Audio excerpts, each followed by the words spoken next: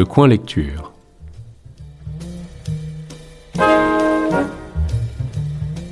Présenté par Emmanuel Dufour.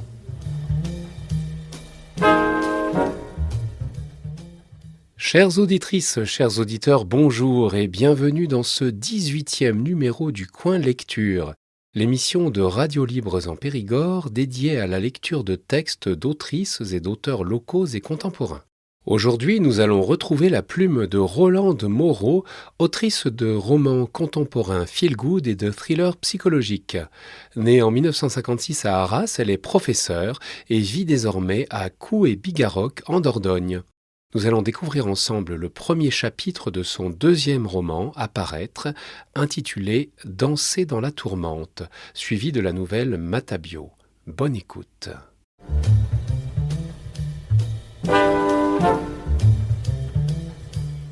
Danser dans la tourmente. Chapitre 1. Fête de la musique, Lille, juin 2024. Carmen. La jeune femme est allongée à même le sol, sur le perron de l'Opéra de Lille. Couchée sur le flanc, la tête rentrée dans les épaules, dos courbé, bras croisés sur la poitrine, les genoux repliés presque jusqu'au menton. Elle attend. Elle attend que son cerveau réussisse à lui fournir une explication, déchiffre les événements qui viennent de se dérouler. Mais rien. Affolé, il ne parvient pas à prendre la mesure de la situation, ni à lui dicter la marche à suivre. Alors elle reste là, repliée sur elle-même, comme recroquevillée dans un cocon, s'employant à occulter le cataclysme qui vient de s'abattre sur elle. Elle est bien dans son cocon. Elle gîte au milieu d'une myriade de petits éclats de verre qui font scintiller les dalles de pierre, tandis que de minces filets de sang s'échappent des entailles qui lui strient la peau. Sa robe légère est retroussée jusqu'à la taille, mais elle ignore ce détail. Il est insignifiant. Des choses beaucoup plus essentielles accaparent son attention, comme, par exemple, sa respiration. Elle halète comme un animal blessé, incapable de contrôler les hoquets qui la secouent. La violence de l'explosion a malmené ses tympans. Ne lui parviennent que des bruits sourds, des sons indéchiffrables qui paraissent filtrés par une épaisse couche cotonneuse. Même les hurlements stridents qui retentissent autour d'elle ressemblent à des mugissements étouffés.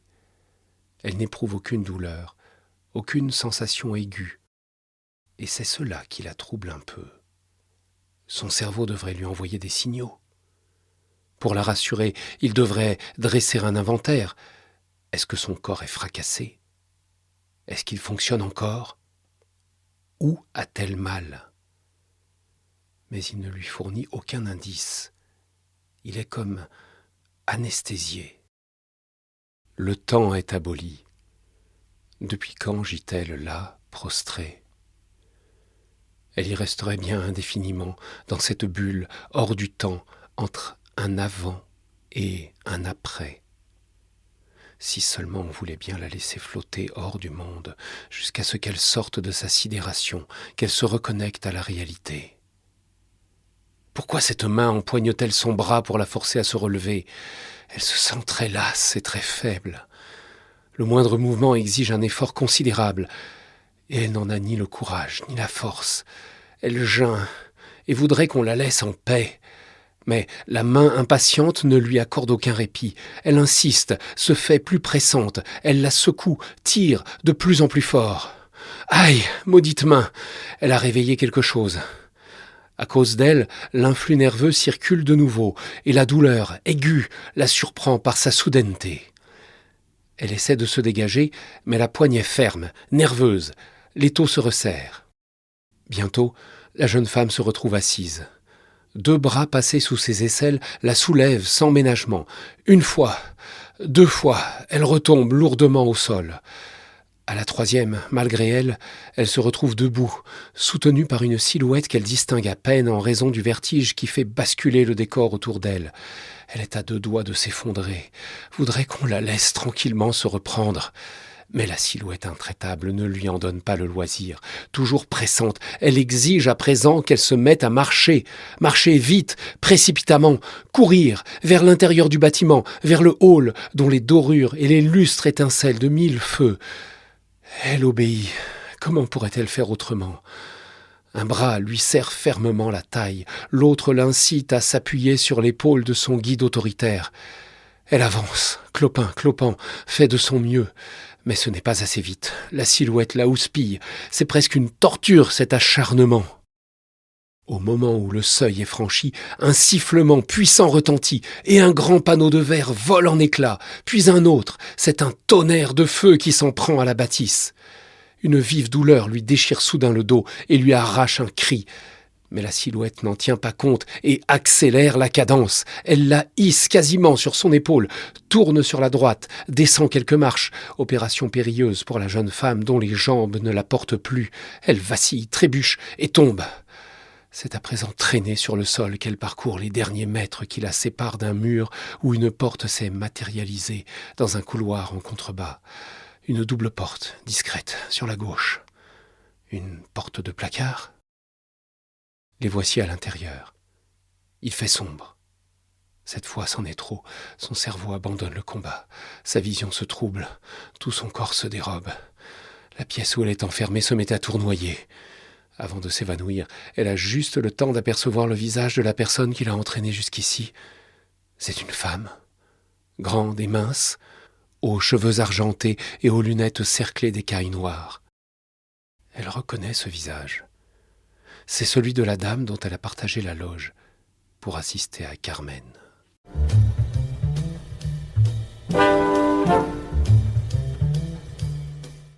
Matabio.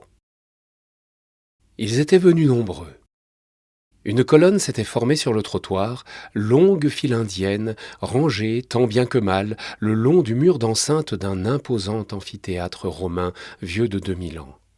L'ombre rare en cet après-midi de juin ne permettait pas de les abriter tous, et le soleil, qui s'était levé tôt, les frappait à présent de plein fouet, sans pour autant entamer leur détermination. Ils étaient venus de loin pour cette fiesta et entendaient bien patienter le temps qu'il faudrait avant de pénétrer dans l'enceinte. Il y avait là une foule composite, une assemblée de personnes de tout âge et de tout horizon. Beaucoup d'enfants. C'étaient eux que l'on remarquait en premier. Des écoliers en sortie de classe escortés par leurs institutrices. Des petits de CP qui se tenaient sagement par la main deux par deux, tandis que leurs aînés, plus délurés, donnaient du fil à retordre à leurs accompagnateurs. Les garçons, fidèles à leur image d'un corrigible garnement, essayaient de sortir du rang, d'organiser de petites courses-poursuites pour tromper l'attente. Une sortie scolaire, surtout si elle comprenait un spectacle comme celui qui les attendait, décuplait leur excitation. Un groupe, plus inspiré que les autres, mettait en scène un simulacre de corrida. Un petit brin nerveux, épaules rentrées, tête baissée, poings serrés sur le dessus du crâne et index tendu vers l'avant, tapait du pied en poussant des mugissements furibonds, avant de foncer vers le chandail rouge que son acolyte, un grand échalas goguenard, agitait sous son nez. Le spectacle improvisé faisait les délices de leurs petits camarades qui avaient formé un cercle d'aficionados autour d'eux. Des grands de troisième avaient également fait le déplacement avec leurs professeurs. Forcés de cohabiter avec les gamins turbulents, ils leur lançaient des regards agacés et prenaient un air dédaigneux quand les chahuts troublaient leur conciliabule. Eux qui, naguère, s'étaient livrés au même débordement, avaient à présent d'autres préoccupations et manifestaient bien peu de tolérance pour les jeux puérils et bruyants. Certains se tenaient eux aussi par la main, deux par deux, et se regardaient, les yeux dans les yeux, ravis que cette escapade hors des murs du collège leur donne l'occasion d'échapper aux leçons. Au milieu de cette population juvénile, les adultes tâchaient de se composer un rôle. Hormis les couples poussant des landaux qui restaient concentrés sur le bien-être de leur progéniture, il y avait bon nombre de parents apparemment amusés de côtoyer cette belle jeunesse. Des mères diligentes fournissaient à leurs enfants de savantes explications sur l'édifice dans lequel ils allaient prendre place, les événements qui s'y déroulaient d'ordinaire, et celui auquel ils allaient assister aujourd'hui. Depuis quelques minutes, les passagers de plusieurs autocars étaient venus grossir les rangs. Des bataillons de seigneurs en goguette, tout aussi remuants que les écoliers, se taquinaient et riaient aux plaisanteries de l'un d'entre eux qui jouait les jolis cœurs auprès de ces dames, en leur racontant ses dernières prouesses avec force moulinée de bras. Il avait dû échapper de justesse à un poursuivant coriace, car il mimait une fuite éperdue, suivie d'un combat titanesque. Ses congénères impressionnés l'écoutaient médusés. Ces visiteurs occasionnels, joyeux et décontractés, se distinguaient d'un autre clan que l'on reconnaissait au logo apposé sur leur t-shirt en grosses lettres rouges, violentes, agressives, qui tranchaient puissamment avec le fond blanc, telles des lettres de sang souillant le coton immaculé. Tous les membres de cette congrégation arboraient la même casquette, et certains portaient ce qui ressemblait à des banderoles enroulées autour de leurs mâts. Leur tenue affichait la nette volonté de se distinguer des autres participants. Ceux-là appartenaient à un cercle de membres soudés, des militants actifs et motivés. Ils ne se trouvaient pas là par hasard, ils étaient en mission. De leurs conversations animées s'échappaient de vifs éclats de voix. On eût dit qu'ils peaufinaient comme des cris de guerre. L'un d'eux, qui semblait être le chef, remit à ses ouailles des liasses de feuilles, flyers ou prospectus qu'ils entreprirent de distribuer à la ronde. S'ensuivirent de longues discussions qui enflammèrent la colonne immobile. Les seniors, jusque-là débonnaires, retrouvèrent soudain la verve de leurs années estudiantines. Le passage d'une grosse berline tractant une remorque, sorte de vent ou de bétaillère, fit soudain taire toutes les conversations. Les regards se tournèrent vers le véhicule, les attitudes d'abord se figèrent, puis un frémissement parcourut le cortège. « C'est lui! Il est arrivé! C'est Matabio !» La voiture disparut derrière l'édifice et il fallut encore attendre un bon moment avant qu'enfin les lourdes portes à double battant ne s'ouvrent dans un grincement sonore, préambule au spectacle que tous attendaient. La foule, qui avait docilement patienté au pied des vénérables murailles, oubliant maintenant sagesse et discipline, se précipita pour s'engouffrer dans le large couloir où une fraîcheur bienvenue l'accueillit momentanément. Il y eut des cris, des bousculades, des protestations, une frénésie palpable, comme l'arène millénaire en observait chaque fois qu'elle accueillait en son sein des foules assoiffées d'émotion. Des guides imperturbables parvinrent cependant à canaliser le flot désordonné le long des nombreuses travées d'accès et, en moins de temps qu'on aurait cru nécessaire, chacun fut dirigé vers une galerie circulaire qui permettait de repérer facilement sa place sur les gradins enroulés autour de la piste elliptique. Les anciens avaient bien fait les choses. Quel que soit l'emplacement occupé, la vue n'était entravée par aucun obstacle, et l'on pouvait parfaitement jouir du spectacle en même temps que l'on admirait l'harmonie de la série d'élégantes arcades de pierre ouvertes sur le ciel. Le lieu inspirait le respect. Il résonnait des milliers de clameurs d'une foule exaltée et se souvenait des nobles combats et des glorieux sacrifices dont il avait été le témoin. Une tribune d'honneur, aménagée dans la cavea, était encore inoccupée, mais bientôt on vit apparaître en délégation les représentants du conseil municipal au grand complet, précédés par madame la maire en personne. Fraîchement élue, elle avait tenu à assister à la cérémonie du jour qui revêtait à ses yeux une signification hautement symbolique. Elle y avait convié un invité de marque qui fit son apparition, assis dans un fauteuil roulant porté par 4 personnes. On l'installa parmi les officiels. Un murmure se répandit dans l'assistance. On citait le nom avec un mélange d'approbation et de respect. Le grand Cordoba, c'était ainsi qu'on le surnommait, était vêtu de la veste rutilante du torero. Lui qui, dans son pays natal, avait fait résonner les arènes de clameurs enthousiastes, n'avait pas perdu de sa superbe, malgré l'accident qui l'avait privé de l'usage de ses jambes. Ses cheveux blancs surmontaient son visage d'une auréole de lumière. Depuis peu, c'était un combat d'une toute autre nature qu'il menait vaillamment. Le vieil homme et la mère s'étaient alliés pour soutenir une cause noble et courageuse. La longue attente reprit. Il fallut s'armer de patience. En se faisant désirer, la star du jour jouait les divas et testait la résistance de son public. Mais celui-ci était bien disposé à lui passer tous ses caprices. Il savait que le jeu en vaudrait la chandelle. La réputation de Matabio l'avait en effet largement devancé. On savait qu'on allait en avoir pour son argent. Puissant, dans la force de l'âge, armé d'une spectaculaire paire de cornes dont la couleur ivoire tranchait avec la robe noire moirée qui couvrait son corps, le taureau faisait sensation partout où il passait. On le disait d'allure impressionnante, terrifiante même, le représentant de la force brute, animale, farouche, dont parlent contes et légendes, une des incarnations de la bête redoutable. L'adversaire sauvage qui hante l'imaginaire collectif depuis la nuit des temps, l'archétype du monstre que l'homme doit affronter pour dominer sa peur et affirmer sa supériorité. Du sang espagnol coulait dans ses veines, c'était là-bas qu'il était né, descendant d'une longue lignée de bêtes de combat. Un taureau qui avait de la caste, un taureau né dans la finca de la famille Domecq. On racontait que son frère avait été 2 fois gracié pour sa bravoure et sa noblesse, car il était d'une combativité à toute épreuve. Capable de se relever et de charger inlassablement, même affaibli par l'âpreté d'une longue lutte et le sang perdu sous la morsure cuisante des banderilles. Il n'avait malheureusement pas survécu la seconde fois, tant ses blessures étaient graves, et était mort dans l'après-midi, au lieu de finir tranquillement ses jours au ranch comme taureau reproducteur. Son propriétaire pouvait être fier cependant. Une plaque portant le nom de son champion avait été apposée sur les murs de l'étable.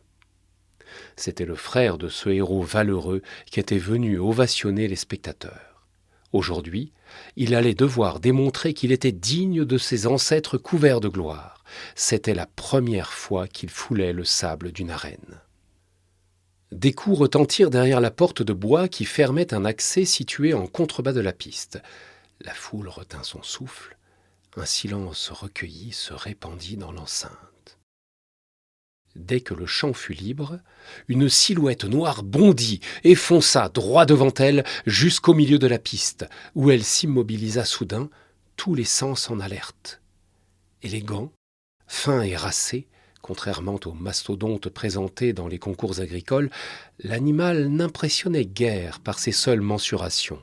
Environ 1,40 m au garrot, la tête portée bien haut, il n'exhibait pas une musculature démesurée, un poitrail développé et massif se prolongeant par un cou tellement large qu'il se distinguait à peine du corps. Non, Matabio était svelte, agile, d'allure athlétique. Il ne pesait guère beaucoup plus de 500 kilos, mais 500 kilos de muscles et d'énergie, capables de se mettre en mouvement à la vitesse de l'éclair, de prendre l'adversaire le plus méfiant par surprise et de le transpercer de part en part. Une vivacité à fleur de peau et un œil toujours aux aguets. Il pouvait repérer instantanément le moindre signe de menace. Il respirait bruyamment. Le souffle qui sortait de ses naseaux déposait de fines gouttelettes sur son poitrail. Il semblait nerveux, inquiet, secouait la tête pour envoyer valser les guirlandes que l'on avait enroulées autour de ses cornes. Il faudrait du courage pour affronter ce qui l'attendait. En aurait-il ou pas ? Toute l'issue du rite sacré auquel on allait assister dépendait de la réponse à cette question. Soudain, on aperçut un homme qui était lui aussi entré sur la piste. Personne jusque-là n'avait remarqué sa présence. Personne ne l'avait vu arriver, tant l'attention était fixée sur l'animal. Discret, immobile, les bras le long du corps, il semblait s'être matérialisé comme par enchantement. Les regards se tournèrent vers lui. Il avança alors lentement vers la bête, qui se figea lorsqu'elle l'aperçut. Mais où était l'habit de lumière, l'or, les paillettes, les broderies? Pas de montera non plus, ni de muleta. Mais où donc avait-il caché le berdugo pour les stockades? Il semblait bien vulnérable face à une véritable machine de guerre. Il n'avait pas prévu de moyens de défense. Avait-il dit adieu aux armes? L'individu était bien négligent sur les questions de prestance et peu attentif au protocole. Aucun panache. Il n'avait rien du dieu des arènes qui fait se pâmer les jeunes filles. Il ressemblait à vrai dire à monsieur tout-le-monde. Il portait un simple jean et des baskets et ne paradait pas fièrement devant les spectateurs. Tournant le dos au monstre indifférent au danger, altier. Pourtant, la foule le salua d'un « Olé !» enthousiaste. Il y eut des applaudissements, et on entendit même fuser quelques acclamations. Certains qui le connaissaient bien crièrent son nom « Christophe !» Cela n'eut pas l'air de flatter son ego. Au contraire, posant un doigt sur la bouche, il fit signe aux aficionados de modérer leur enthousiasme afin de ne pas effaroucher davantage l'animal. Celui-ci manifestait en effet des signes grandissants de fébrilité. Ses narines se dilataient, il faisait 2 pas en avant, 2 sur le côté, reculait, semblant hésiter sur la direction à prendre. Un frisson parcourut son échine et il se mit à émettre des beuglements sourds, puis de plus en plus forts. Loin de s'inquiéter sur son sort, l'homme commença à chuchoter. Un silence de cathédrale envahit les gradins. On aurait pu entendre une mouche voler. La foule tendit l'oreille. Que pouvait-il bien dire? Pourquoi parler si bas? Il répétait le nom du taureau, d'une voix caressante, mais insistante, lancinante même. Il l'appelait, l'incitait à venir à lui, à accomplir l'impensable. L'animal ne broncha pas. Il avait les yeux rivés sur celui qui lui faisait face dans l'arène meurtrière, les pattes enfoncées dans le sable maintes fois abreuvées par le sang de victimes glorieuses. Alors, doucement, la main ouverte tendue devant lui, ce fut l'homme qui fit un premier pas, puis un second, puis un autre. Tout doucement, sans geste brusque et sans cesser de bercer la bête de sa voix soyeuse, il réduisit la distance qui les séparait. Bientôt, entre eux, il n'y eut plus que 3 mètres, puis 2, puis 1. Tous les yeux étaient rivés sur les acteurs de cette scène improbable. Le silence chargé d'appréhension était épais comme la poix. Les frissons redoublèrent d'intensité dans le dos de l'animal et se propagèrent jusque dans ses jarrets. C'était tout son corps qui était affûté comme un rasoir, et on eût dit qu'il était prêt à mettre en pièces l'imprudent qui le confrontait, désarmé. Les naseaux expulsèrent un souffle plus court et plus puissant. Les yeux se dilatèrent, traduisant l'affolement de la bête traquée. Cependant, il n'esquiva pas la main qui se plaça sur son museau. Il ne se déroba pas non plus lorsqu'elle remonta lentement vers son front pour aller se glisser entre les cornes et s'y poser à plat. La voix, toujours câline, la voix amie, cherchait à le rassurer, à faire taire ses peurs ancestrales, à contrer les réflexes violents acquis au fil des siècles de lutte. Et la magie opéra. Le contact fut établi. Matabio accepta de relever le défi. Le spectacle allait pouvoir commencer. Le taureau puissant, le redoutable combattant, l'adversaire féroce, était à présent apaisé, doux comme un herbivore. Cet homme, il le connaissait bien. Il connaissait cette main qui tant de fois lui avait prodigué des soins, l'avait brossé, nourri, abreuvé. Il ne la craignait pas. Il savait qu'elle ne cherchait pas à planter des dagues dans sa chair, à le harceler de piques jusqu'à ce que, meurtri, martyrisé, étourdi par la douleur et affaibli par le sang versé, il soit enfin prêt à recevoir le coup de grâce. Non, aujourd'hui, devant les yeux ébahis des spectateurs, l'homme passa les bras autour du cou puissant et le serra en une étreinte emplie d'émotion. Ensuite, les choses allèrent très vite. Tous deux entreprirent d'exécuter une sorte de chorégraphie millimétrée, tant de fois répétée, toujours aussi féerique. L'homme se cala debout, bien raide, contre la croupe de l'animal, et tout en poursuivant ses caresses, il exerça une légère pression.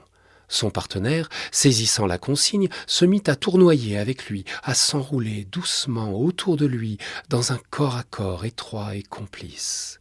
Ils firent un tour complet sur eux-mêmes, 2 tours, et en ajoutèrent un 3e pour enchanter la foule. Tel un chat voluptueux, la bête tendait le cou pour mieux s'offrir aux effleurements de la main amicale.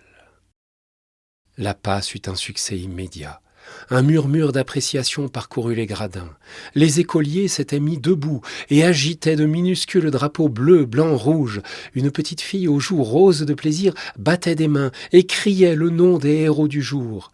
Même l'apprenti torero de CM2 et son camarade de taureau, à présent assagi, émerveillés, applaudissaient l'exploit du dompteur aux caresses enchantées.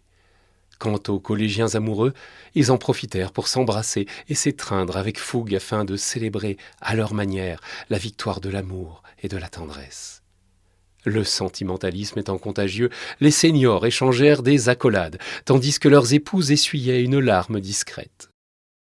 Mais le matador au grand cœur et son coéquipier complice ne laissèrent pas à la foule le temps de s'ébaudir longuement. Ils enchaînèrent aussitôt avec une autre passe, la seconde de leur combat en 3 actes contre la coutume. Une prouesse plus surprenante encore attendait les spectateurs.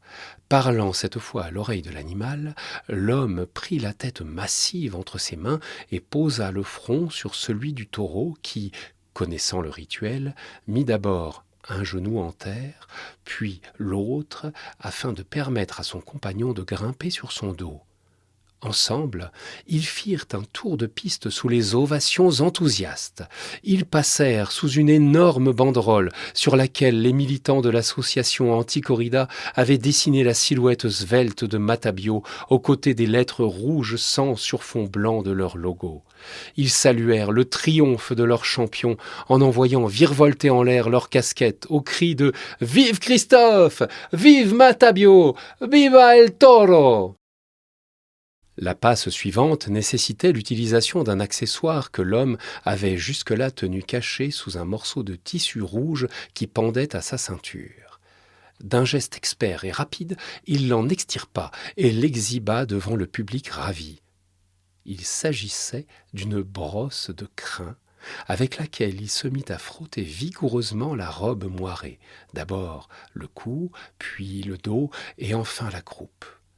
Matabio, comblé d'aise, s'allongea alors sur le sable, offrant ainsi son flanc aux bons soins de son bienfaiteur. Signe ultime de confiance, cette position qui le privait de toute possibilité de fuite ou de résistance donnait la mesure des liens qui unissaient les deux êtres. Vision improbable d'un animal réputé violent et imprévisible, rendu aussi doux qu'un agneau par l'homme qui lui avait permis d'échapper à son destin. En allant le chercher dans la ferme taurine où il était né, en l'élevant avec tendresse et humanité, il en avait fait un animal de compagnie, affectueux, fidèle, inoffensif. Comme pour confirmer cela, l'homme s'assit entre les pattes de la brute sauvage qui entreprit de lui lécher les mains, et lui aurait bien également léché le visage s'il lui en avait été donné l'occasion. Tu vois, Matabio, ne demande pas pour qui sonne le glas. Il ne sonne pas pour toi. Aujourd'hui, c'est la corrida que l'on a mise à mort.